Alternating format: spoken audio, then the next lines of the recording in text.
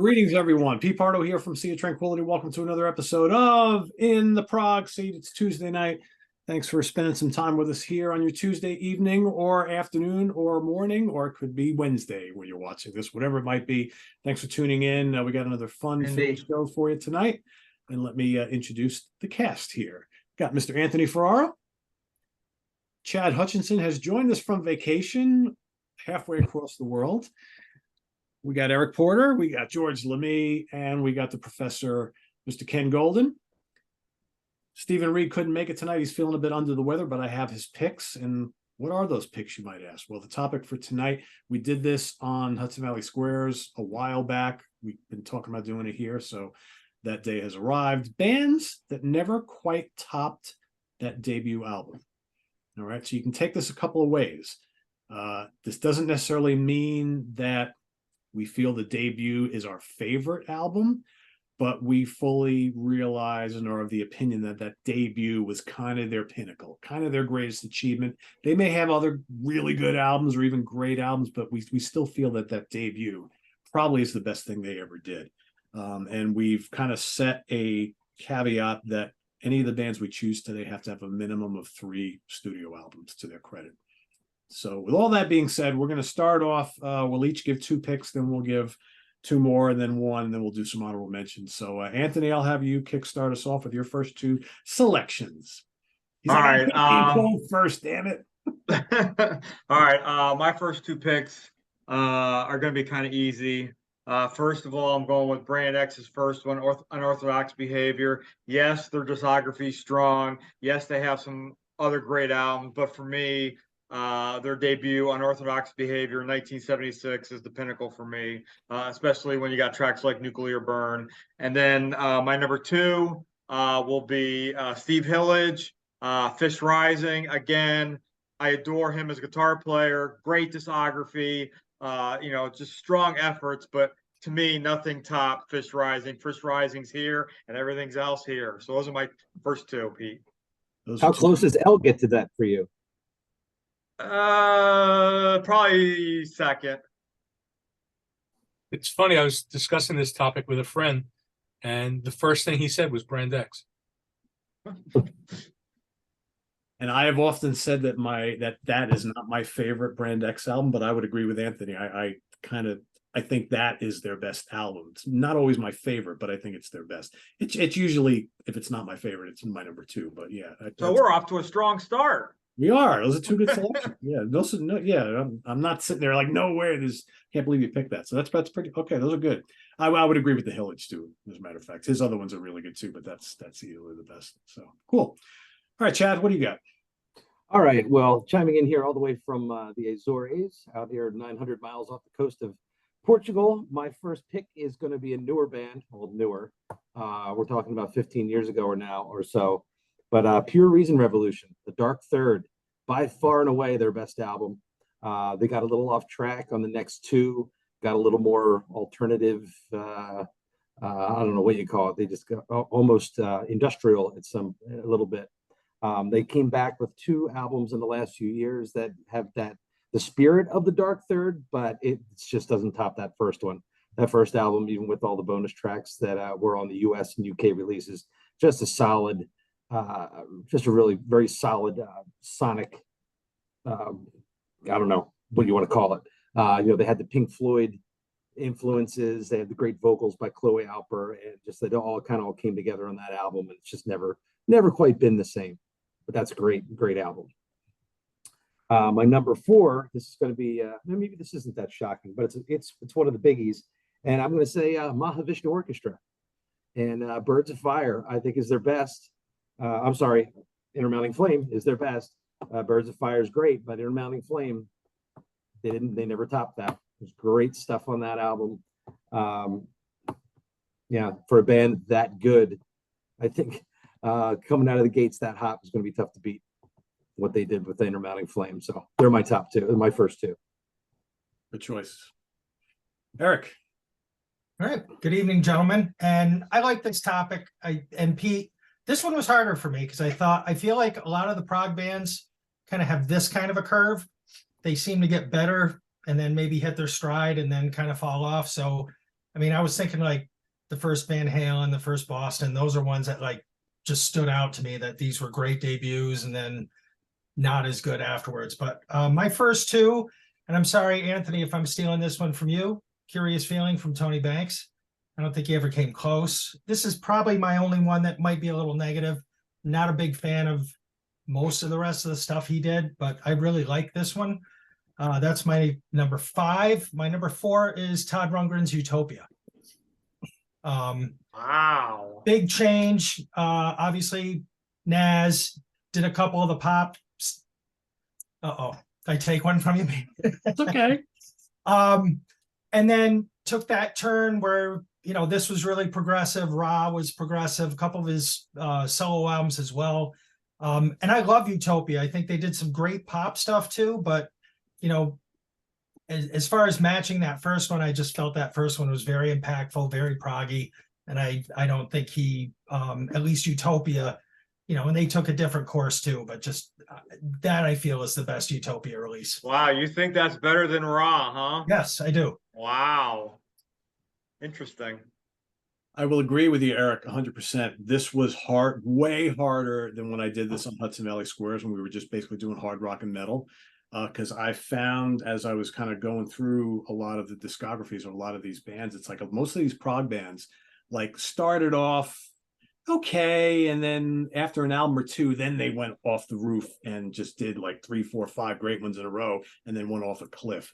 I think it's kind of rare that some of these prog bands like busted out of the gate with something absolutely spectacular and never, you know, did better than that. I mean, obviously we're going to talk about those ones tonight, but I don't think there was a ton. Whereas on the other style of music, I think there was so many that you can bring up. So yeah.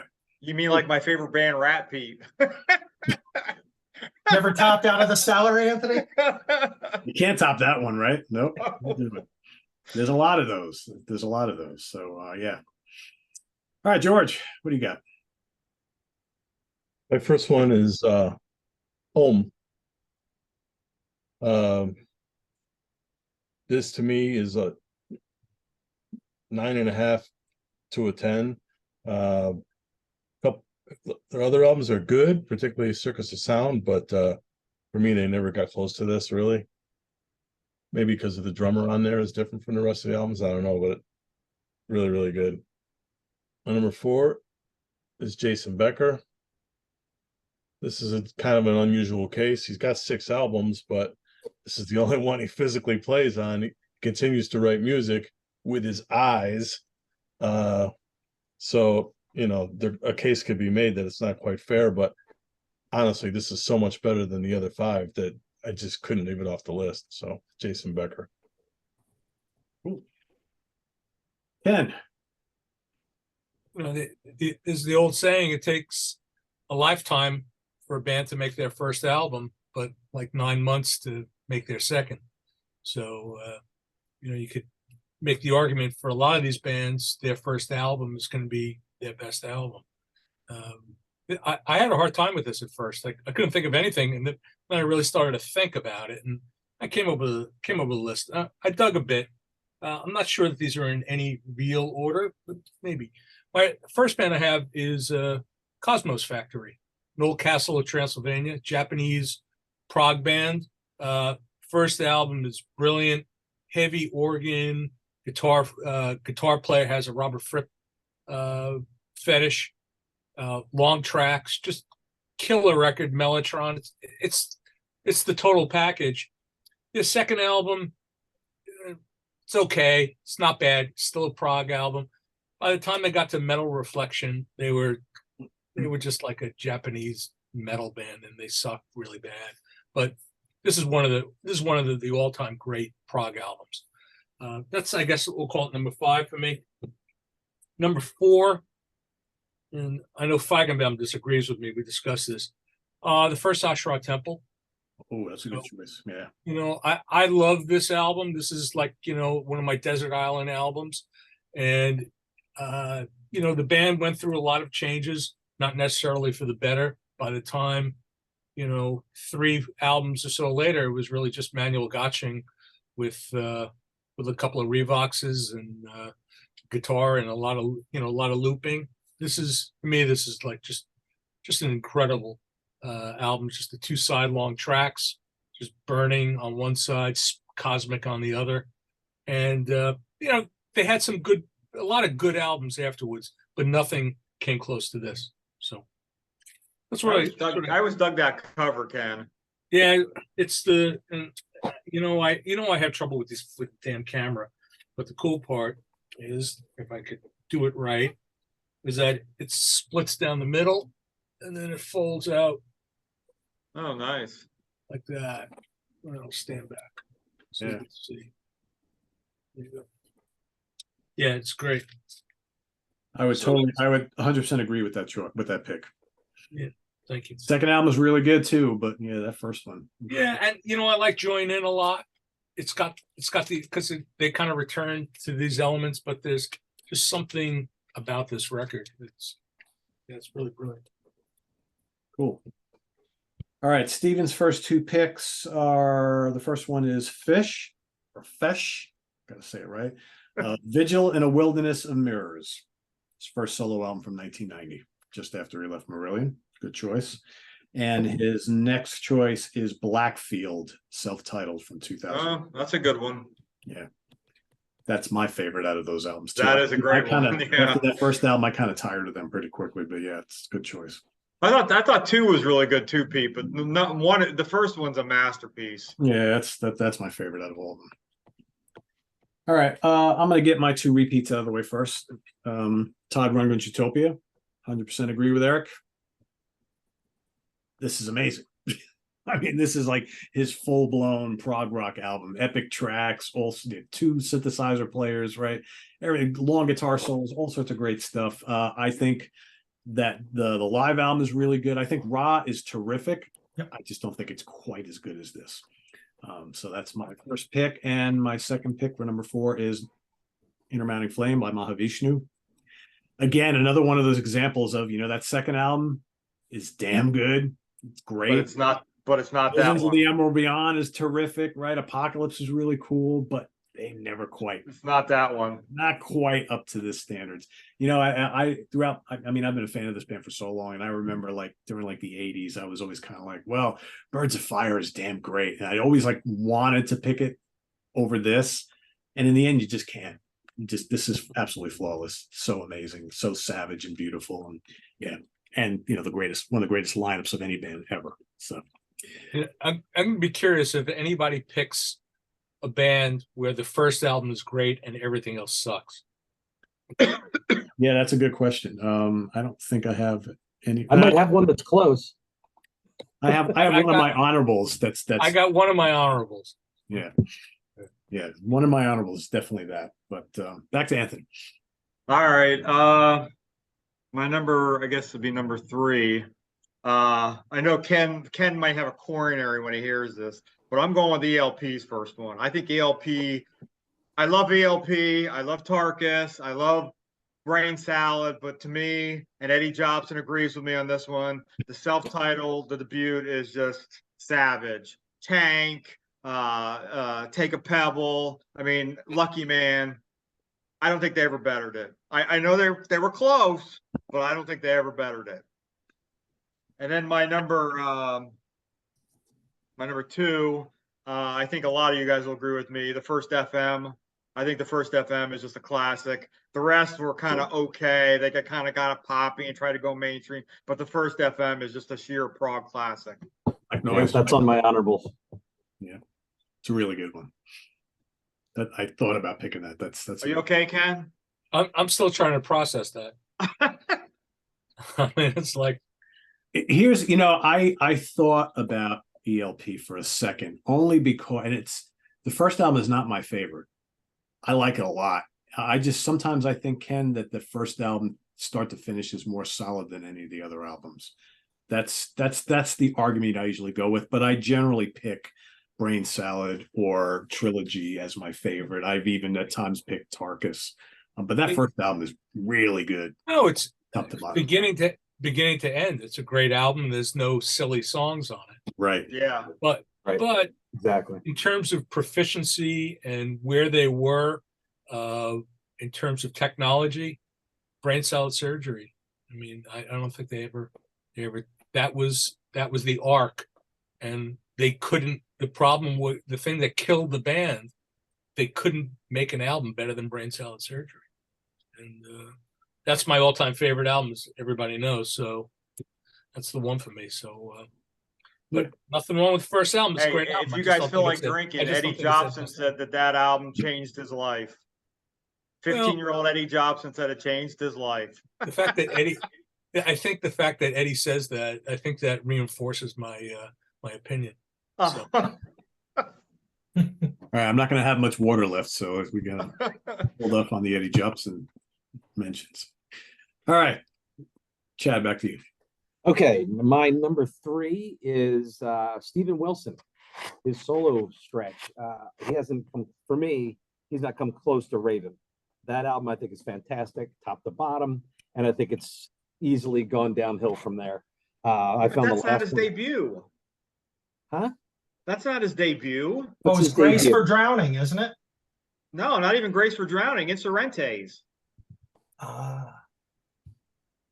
Really? Yeah, from 2008. All right, then I'll scratch it off my list. I was thinking that as like his big start. Here we go. Ready?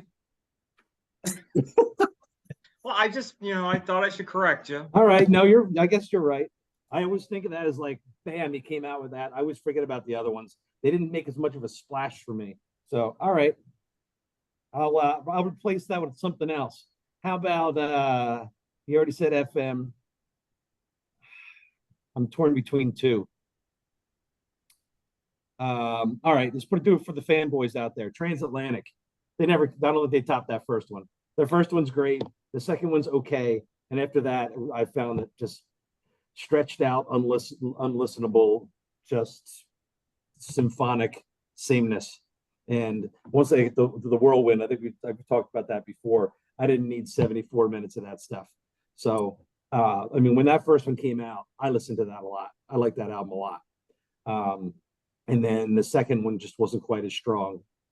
And then I just don't think they ever topped it. The first one made such an impact with this new sort of new prog super group, and it was just, it was fun and it was new, and then it got old real fast. That's how it was for me. So I'm going to go with Transatlantic. My number 2, and Anthony, you're going to agree with me. I'm sure, is Steve Hackett. Acolyte's his best. Oh yeah, A lot of great albums. No question, he's got a lot of great albums. Even some of his newer ones are great. Darktown's great. To Watch the Storms is great, but Acolyte is by far his best, and he never quite got there again. it's a special one. That's my 3 and my 2. My incorrect 3, which I'll have to keep drinking because of that one, and then number 2 being Steve Hackett. Speaking of which, I'm going to go get another one. They only have little tiny bottles here in the grocery stores, so I have to go get another mini. Okay.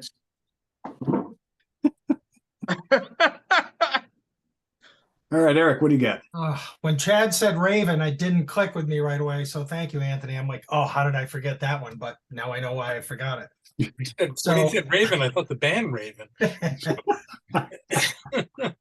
So my number 3, this is something I heard, I believe it was a syndicated radio show, and I heard it, I want to say either my last year of high school or my first year of college, and it was a show called Headphones Only, and Alan Parsons Project, Tales of Mystery and Imagination. Good one. I'm not the biggest Alan Parsons fan, I'll admit, and again, that's another band that kind of went down a poppier road, but I always liked this one. Even with the narration and everything else, I thought it worked really well. I haven't listened to it in ages, so when I was going through my shelves and saw that, put that on, I still like it. I think it's a really nice, mellow album, but I never heard anything else by Alan Parsons that kind of hit me like this one did. So that's my number 3. And my number 2, I kind of have a pop thing going tonight, but Ambrosia. I love this Good record. choice. Wow, I forgot about it. Yeah. And actually, Somewhere I've Never Traveled, I think is really good. And then the other ones, I love Yacht Rock, so I love those Ambrosia songs. But They won't get you. we won't get into that tonight. So, but that's my 3 and 2. I didn't think anybody would pick it. I love that I record. totally forgot about that. I would have chosen that one. That's a great choice. Yeah. Eric, Yeah. have you checked out iRobot by Alan Parsons? I have it. It just That's I think that's as close as you're going to get to the first one. Yeah, The rest you are all know- kind of Alternative friendly cards pretty good too. I yeah, had- that's good. yep. I initially had Alan Parsons because of Tales of Mystery and Imagination. But I thought about it and I decided that iRobot comes so close that it's almost a coin toss. So Yeah, I actually personally like iRobot better. Not That my, title track is so great. yeah. Man, Ambrosia. See, for me, I went back and revisited somewhere I've never traveled. That was kind of a stinker. There's a, it's, I mean, It's okay. There's like a good track on there, a good track. But the first album, that's a really good album. First two are definitely the first album is pretty close to straight prog, a little bit of pomp rock, but second album's got its moments too. Third album is where it starts to get a little more, and the fourth album is pretty much straight rock and yacht rock pop type of thing. But I like them all. I think all their albums are really good. Cool. All right, George. Number 3, I know Anthony likes this cover. Psychotic Ooh. Waltz, Yeah. Social Grace.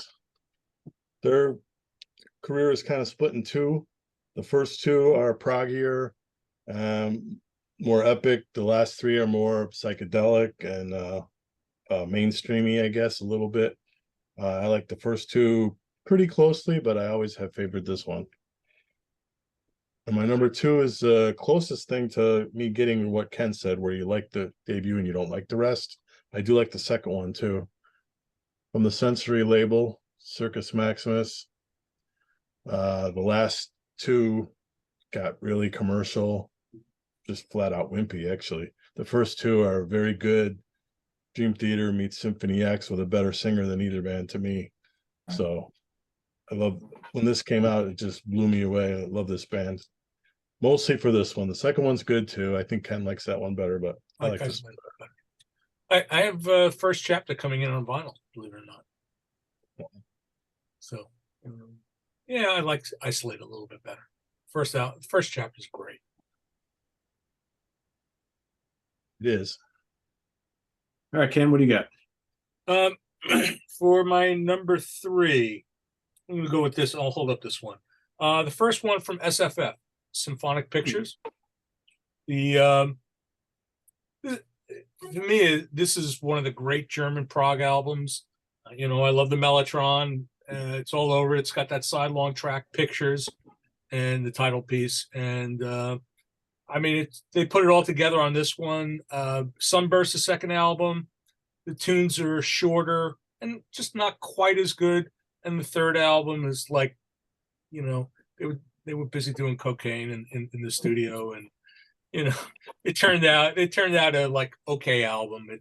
I know Tom Gagliardi loves it, but yeah, so for me, Symphonic Pictures is one of the best German prog albums.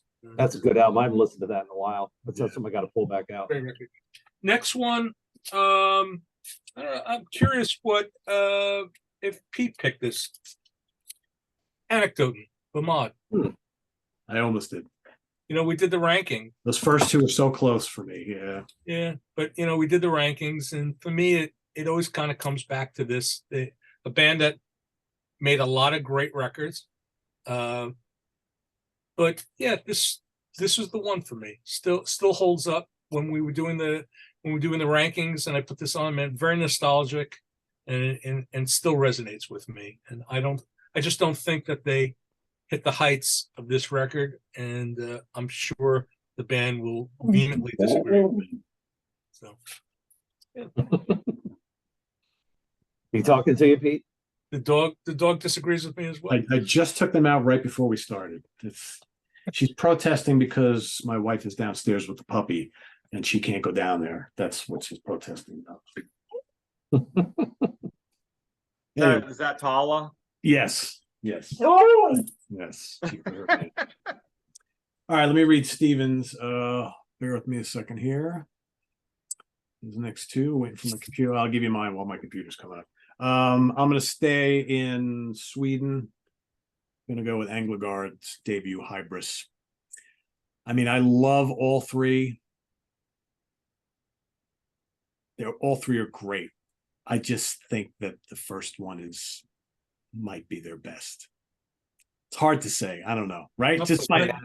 Yeah. I would agree with you, but all three of those are so close. right. They're all damn near perfect, right? It's hard. It really. Great records. And You know, I've talked to people that they don't rank this number one because of the vocals. The vocals are weak. That's why Epilogue I like better, I think. Epilogue is great, and I gotta say, I think the third studio album, is fantastic. Yeah, It is. They're so good. I would maybe even do it in reverse, 3, 2, 1. Really? I don't know. I think music. Maybe. I like the I don't know. arrangements The on it. music on The fact that you listen, rock and is it's on- and that's the first one. So right, but I'll tell you something else. If it wasn't for this, there might not be that. True. Yeah. There's a very strong influence of this on Anglicord. But that's a great record. I just think the other two were better because of the vocals. And my number two, I struggle with this one. I almost didn't pick this band. But and I don't always pick this as my favorite. It's either my favorite or my number two, depending on when you ask me. But I still think it might be their best, and that's PFM. Story of the End. It's fantastic, right? And as great as their second album is, I often will pick that as my favorite, but I like fully realize that this might be their best. They're both amazing. It's hard. I mean, this is tough. Is that the one you got first, Pete? What's that? Is that the one you got first? Yes. That happens a lot too. The first thing you hear. You know what it is? I bought this first, Eric, and then I bought the two albums that they did with the English vocals, and I didn't like those at all. And then I went and got the second album. Pardon me, Miko. Yeah. When we did the rankings, was that your number one? It's my number two. You go back and forth. I go back and forth all the time. Yeah.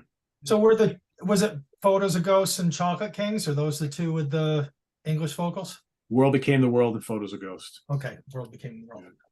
And it's funny because like if you listen to those like back to back after you listen to the Italian albums, it's no comparison. Yeah, Photos of Ghosts, Eric. Photos of Ghosts is like a compilation of Pernamico and Storia di un Minuto, just reworked with English vocals. The World Became the World is the English version of L'Isola di Niente. Yeah. And let's see, Steven's next two is FM Black Noise from 1978. And he picked Captain Beyond, self-titled from 1972.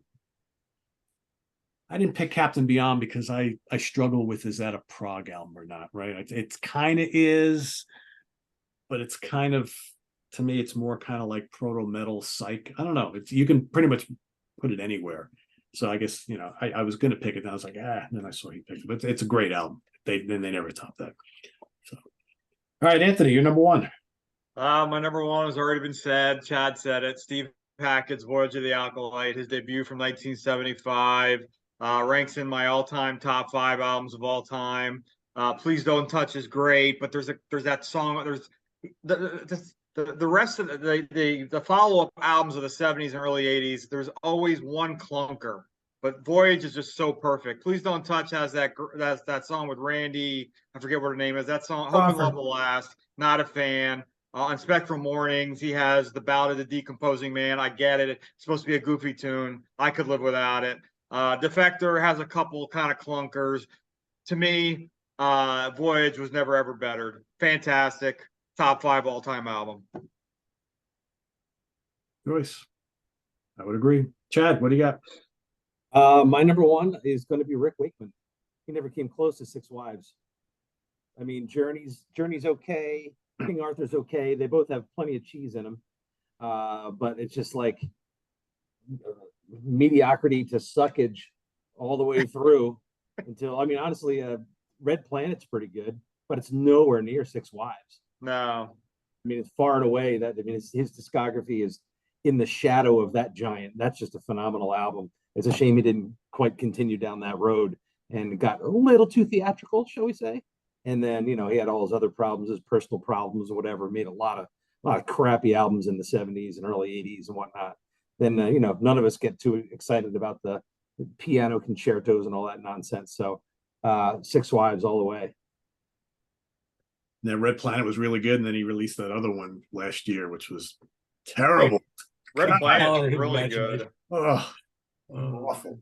I was so excited when that came out. I'm like, yes, it's gonna be part 2 of Red Planet. I put that on. I was like, oh, what is this garbage? Oof. Rick was So I sold a lot of them. really? They probably all did the same thing. They were all excited like me, and then like, oh, this sucks. Oh, well, I kept my mouth shut. yeah, you have to, right? All right, Eric, what do you got? Your final pick. So I'm going to line up with Anthony. Not that I'm picking Brand X, but I almost didn't want to pick this because I love this artist and I love pretty much everything he has done. But I was going through the shelves and I'm like, when I pick something out to play, I always pick the introduction. Huh. Love this record. I love Jerry Peak. What happened to Jerry Peak? Where are you? He was a great. I love LaRue, but I don't know. There's something about Jerry Peak that I don't know. I love his bass playing.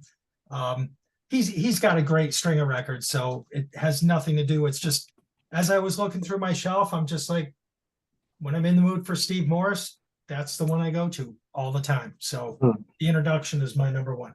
Eric, what makes? I mean, I love Steve Morse. In your mind, what makes that record better than the others? I don't know. But that sticks in my head.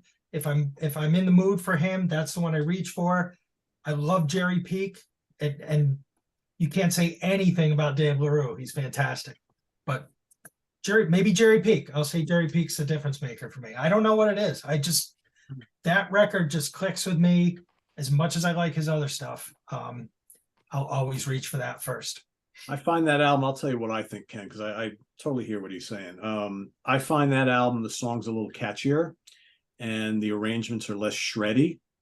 But I mean, his first like 6 studio albums, solo albums, are I think terrific. And I don't think there's a weak one there at all. I generally either pick the introduction or Southern Steel is great structural. That's what I go for. Yeah, Southern Steel, yeah, Collateral Damage. Collateral Damage. That's what I was thinking of. That I generally pick Collateral Damage as my favorite. But I don't argue this pick at all because I think that first one is really, really good. Really good. Any of you guys seen him play with Jerry Peak? No. Nope. Lucky. Yeah. Yeah. What has that guy done? I don't know. How does Wasn't he? Jerry? So wasn't Jerry Peak? I'm going to look it up while he's. I heard he's selling cars in Atlanta. Or he was a car salesman. He got out of music. How does that happen? Wasn't he in a band from North Carolina? Yeah, he was in a band called 3 p.m. Did any of you guys ever hear 3 p.m.? I got it. That's a good record. Yeah, it never came out on CD. And I was approached about maybe putting that out on CD. Oh, do it. Yeah, it's from 1981. And if I remember correctly, they were from North Carolina, George. Mhm. Yeah, Michael Bennett knows those guys. And he And says Peak is on Stand Up, and he's on some of Right. High Tension Wires. Yes. That's a great album too. Yeah. Yeah. Cool. Good choice. All right, George, what do you got? My number one had to be number one because it's got near unanimity with the fans as the guy's best record, and he's put it to the test 44 times. He got 44 albums, and it's still the best. Elvis? That's Billy Cobham. Billy Cobham. There is hardly anyone that would disagree with this pick, and he's tested the theory 44 times. Spectrum.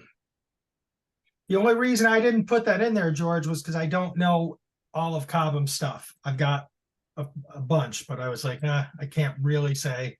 I've heard like 25 of them, and it's clear winner. Stop there, right? Yeah, I've got at least a dozen, and it's clearly the best. Yeah, I mean, there's some great stuff on some of the other ones, Yeah. but it's not like that one. Good choice. All right, Ken. My number one. This is very personal for me, and I'm sure a lot of people watching this, and maybe you guys will completely disagree with me. I pick Riverside out of myself. So for me, as I said, a very personal record.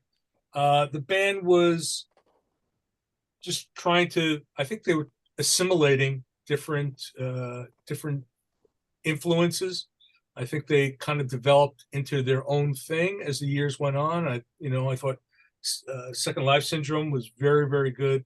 But I even had a conversation with Peter Grudzinski about this album back when he was alive, and the fans seem to hold a very special place for this record. To me, it's prog rock. It's got some metal influences. I hear a little Opeth in here. I hear a little Anathema, but I also hear a lot of space rock. I even hear stuff like Eloy in there, and I'm probably imagining it, but I hear it on the longer, spacier pieces, and it's just an album I get lost on.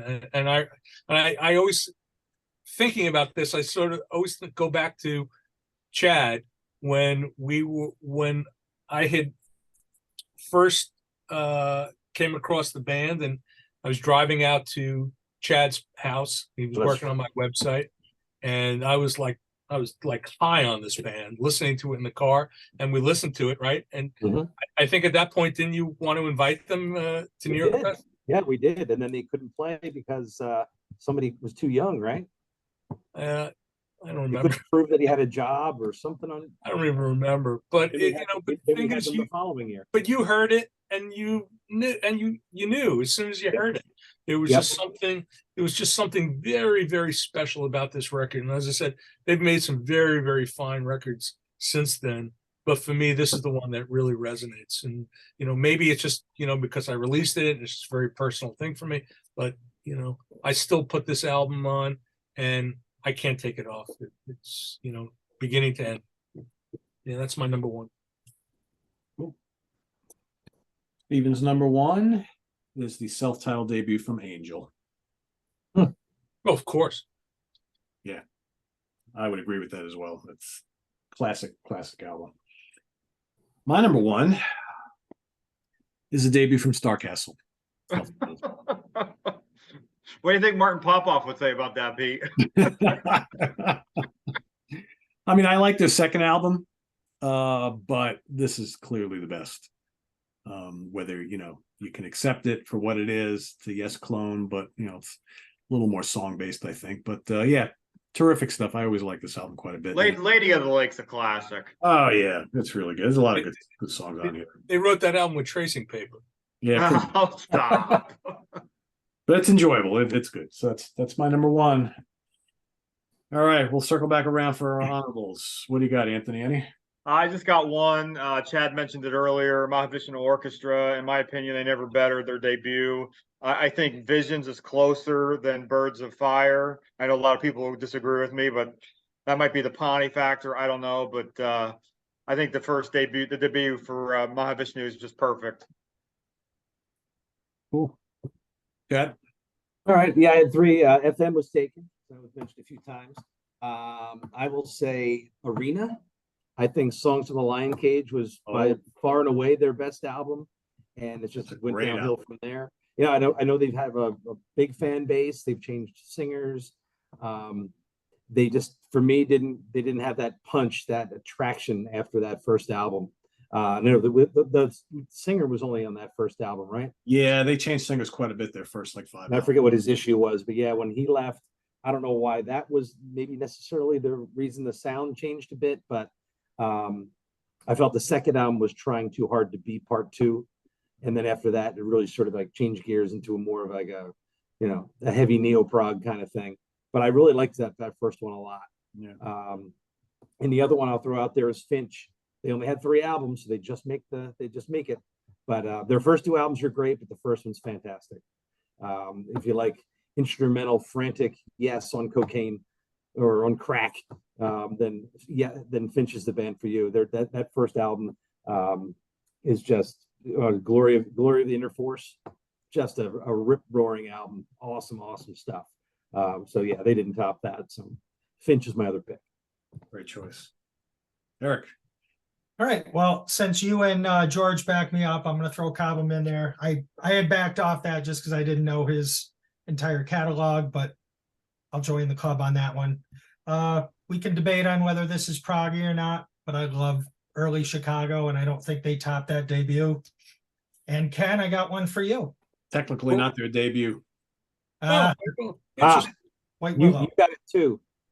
I felt like, for whatever reason, and being that this was the first one I got, I liked the folky element that I think kind of left them. Ex Tenebris never worked for me. I don't know what was going on there. That one just didn't connect. The stuff afterwards, I would have liked to have them keep that more of the folk influence than what I heard beyond. Sacrament. The second album, Ex Tenebris, was originally going to be a solo album from Jacob.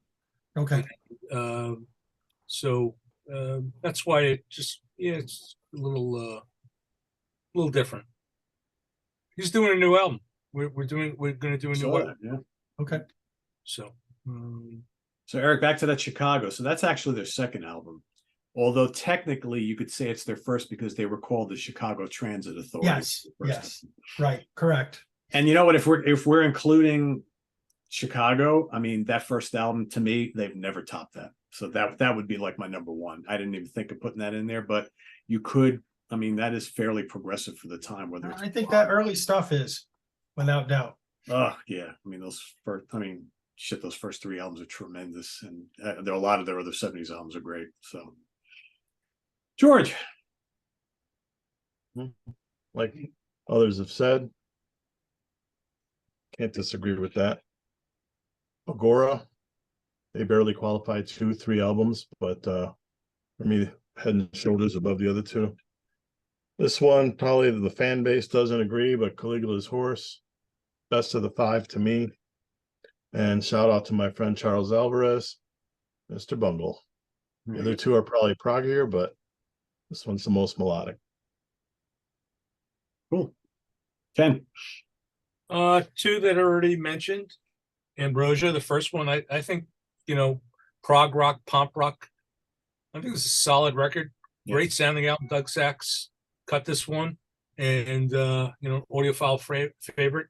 After that, it's just a bunch of limp wristed shit. This is the one.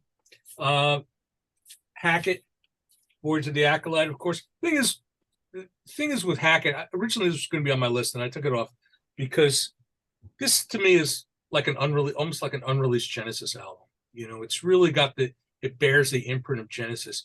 And he didn't really get his footing as a solo artist until what was it? Spectral Mornings, I guess, came ahead of Defector, right? Yeah. Forgetting the chronology. I thought that the second Please Don't Touch, good moments, of course. He was trying to find himself, but I think with Spectral Mornings, that's where he really found himself. And there in Defector, the high points are so high that they kind of approach this. So that reason I left it off. And the last one that I had, which hasn't been mentioned, Fading Beauty from Faithful Breath. Wow. So Faithful Breath, German. This was a prog band, 2 sidelong tracks, instrumental symphonic prog. And then their second album, Back on My Hill, the hard rock started to creep in. And after that, they became like this weird Teutonic Viking metal band. Yeah, they kind of sound like the Scorpions a little bit after that. Yeah, they put out some really bad records after that. But this was a good one. This was a good, solid album. Yeah, it wasn't like you had this long list of, not at all. All right, Steven's got as his honorable mentions, he has Frost, Million Town. It's a good album. Lunatic Soul, self-titled debut. Evership, self-titled debut. And Palace the Sentinel, first album. I would agree with that. That's pretty good. Yeah. All right, so mine, let's see. I also had Angel as an honorable. This is not really prog, but this is the only album of theirs I like, really. The first Asia. Yeah, I know, Ken. I know. Nice face, Ken. That was awesome. Got that, George. How about the first Flash album? I don't think they ever topped this one. That's pretty damn good. I like that. How many studio albums did they have? 3. They had 3. Yeah, that's my favorite by far. Good Peter Banks stuff. And I pulled this because it's not my favorite album by them, but I think it might be their best album because it was them. It was the first album. They were still young and hungry and very adventurous. And I'd say The Light by Spock's Beard. Mm. I kind of tend to go to the second and third and fourth albums usually as my absolute favorites, but this is the first one I ever got. I mean, this is a dynamite album. It's just not all of the Spock's characteristics came out on this album, but what it is pretty damn terrific. It is, yeah. Like you said, Beware of Darkness is great. Yeah, it really And is. I like 5 a lot. 5's Yes, a solid. I would agree with it. Yeah. But Day for Night's got some softer stuff, but Yeah, well, Day for Night's got some great pop on it. I mean, man. yeah. Well, the title track's great. Yeah, for sure. And one I wrote down, but doesn't really qualify as prog. But you know what? Ken and I did a Latin rock show on this program not too long ago. That first Santana album. Could argue Brad 6 and 3 are both great, but that first one, I don't know. Yeah. So. Hey, would I be crucified if I threw out Black Sabbath, the first Black Sabbath? Oh, they topped that. Me, yeah. Yeah. You think that's the best thing they ever did? I don't know. They had a very impressive body of work. There's something kind of magical about that first album. Yeah. I'm just throwing it out there. I'm not 100% convinced, but you know. Were they progressive for the time, right, and doing something completely different? Yeah. If we do another barbecue, I'll play it for you guys. It'll blow your mind. You got to hear Sabbath album in the room, right? It's massive. I can imagine. The best sounding album, that's for sure. Recorded in what, like 2.5 days? Like 3 days or something like that. Yeah. By a producer who really didn't know what the hell he was doing, right? Yeah.